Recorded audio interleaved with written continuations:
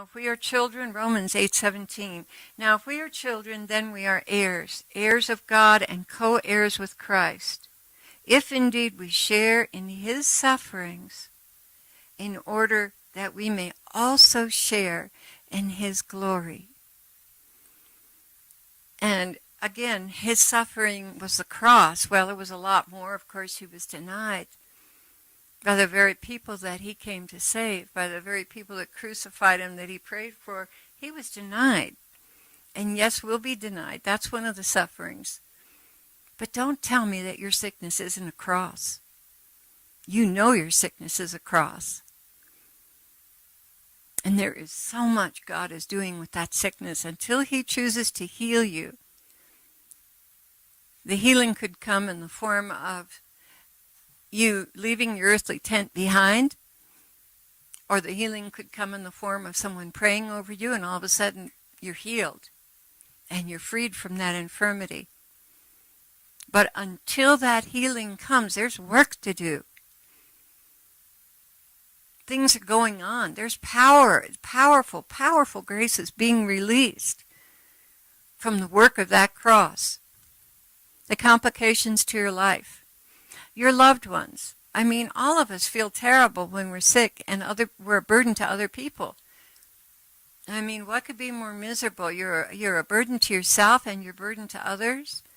That's a hard cross. But you have to understand that there is sanctification going on in that household. The ones who are suffering with you because of all the work they have to do to take care of you are also being sanctified. You know, they're being made complete, lacking in nothing, as James says, by their perseverance. So even in situations where you feel terrible because you're a burden to people, I got news for you. You are a cross that is bringing forth virtue into their personality and their character. You are preparing them for heaven. It's a beautiful thing. Very hard, very difficult, very painful, but a beautiful dynamic. The other thing about the cross that is so powerful is humiliation. Being humbled, even as I just talked about. You're in a household and you're a burden to other people. That is so humbling. Maybe you can't get up and go to the restroom. You have to be helped in that way. That is so humiliating and so humbling. But you see, how humble was the Lord? Did any of us ever attain to that kind of humility? Yes, through the cross, we can be very much like the Lord. He asks us to be that way. In fact, Paul says to keep me from becoming conceited because of the revelations. He was given that thorn, right? But in Philippians 2:6 it says, the Lord, who being in very nature God, did not consider equality with God something to be grasped, but made himself nothing. How many times when we're sick we feel like nothing? I mean, worse than nothing. A deficit, a burden. He did not consider equality with God something to be grasped at, but made himself nothing, taking the very nature of a servant, being made in human likeness, and being found in appearance as a man, he humbled himself and became obedient to death, even death on a cross. There's nothing in our lives that could be as humiliating as what Jesus went through.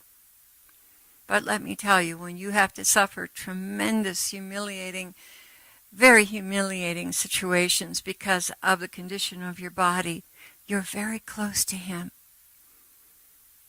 You're beginning to look very much like him. And one thing he's continually telling me is, my bride, you must resemble me. That is the reason for your sufferings.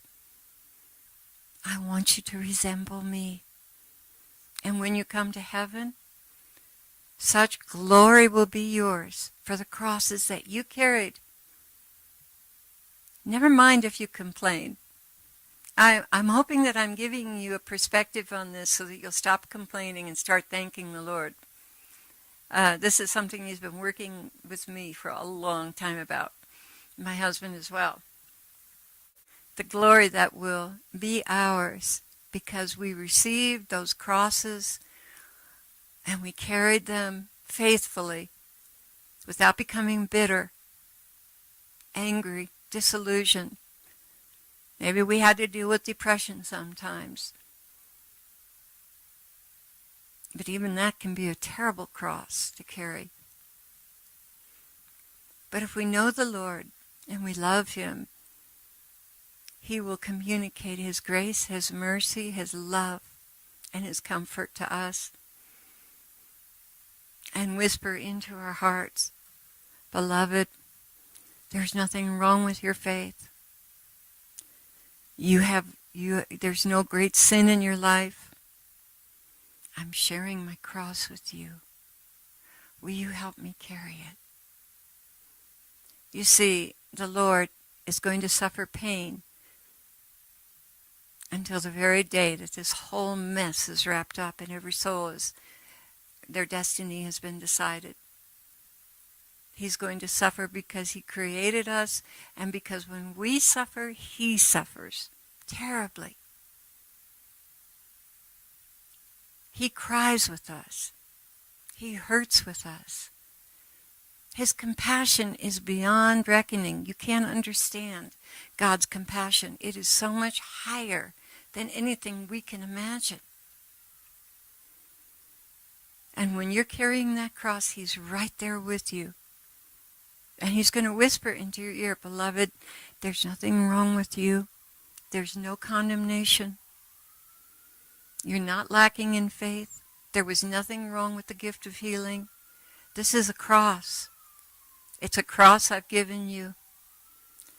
And because you have carried it with love and devotion for me, I've united your suffering to my suffering on the cross.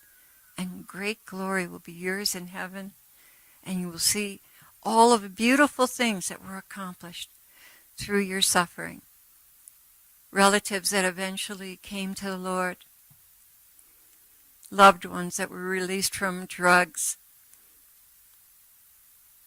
Missionaries that were successful and brought a whole tribe of souls to Jesus. How beautiful. Truly, the Lord's ways are not our ways. Don't let anybody lie to you and tell you there's something wrong with you because you didn't get healed. There's nothing wrong with you. Jesus is sharing his cross. God bless you.